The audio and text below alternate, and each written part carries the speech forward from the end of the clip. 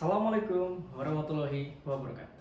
Ladies and gentlemen, imagine a day when our children and grandchildren ask, why did you let the earth destroy? What will answer be? Indonesia has recorded the highest carbon emission from fossil fuel combustion. It's reaching 36.8 billion tons of CO2. At the same time, we have lost 1.94 million hectares of forest, making Indonesia the highest second deforestation rate in the world by World Population Review. Forests that so absorb carbon have now turned into toxic factories. This is not just a number, it is a ticking time bomb. Before I state the fact in more depth, allow me to introduce myself. Greetings to you all, my name is Andi Bintang Tordondok and I am from Universitas Ahmad Dahlan, Yogyakarta. Let us imagine if we keep eating without stopping until our stomach can no longer hold food, what will happen? Absolutely, we will explode. That's exactly what is happening to our planet right now. The amount of carbon released is far greater than what can be absorbed. And the consequences are real. The first one, along the coast of Java, homes are sinking due to the sea level rise of 7 centimeters per year. And it's making flood news everywhere and every day. The second one is the global temperature are increasingly drastically. It's making very hot temperatures cause forest fires. The third, the polar ice. The polar ice is melting. It rates thousands of tons every session, making extremely damage to our ecosystem in the earth.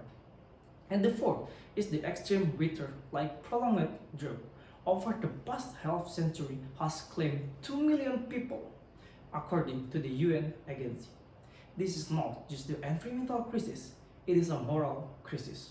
We know the cause: illegal deforestation, mining exploitation, our greedy and our indifference. If this continues, where will our children and grandchildren live? The big question is, do we want to be the generation that saves the earth, or will we be remembered as the generation they destroy it? We can still change the course if we act right now. To clear this problem, we need a pentahelix collaboration, a strategic partnership between 5 key sectors: academia, business, community, government, and media. The first sector is the academia. They must develop, they must make now technology for sustainability. They must educate and raise awareness about the environmental issue. The second sector is the business. The business, they must adopt the eco-friendly and sustainability practice. They must support corporate social responsibility and make program for the environment. And the third sector is the community. The community, they must reduce waste, they must save the environment, and they must plant more trees. And they also has to participate in environmental initiatives and advocate for the change. And the fourth sector is the government. The government, they must enforce stricter environmental laws.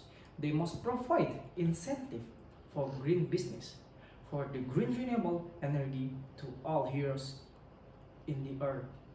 And the last one, the fifth, is the media sector.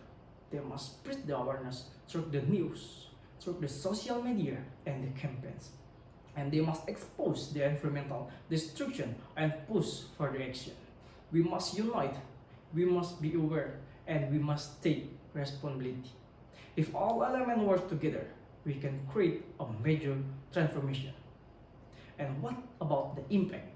Absolutely, we can realization of the sustainability goals number 13, climate action, a healthier environment, a more stable economy, and more sustainable energy. This is not just a speech, it is a declaration of generation war. Change must start with ourselves. We are not the heirs of the earth, we are the last guardians. The choice is our hands to be heroes or to be forgotten, relic to the past. No earth, no life. Stop think, then act. Thank you for your attention and wassalamualaikum warahmatullahi wabarakatuh.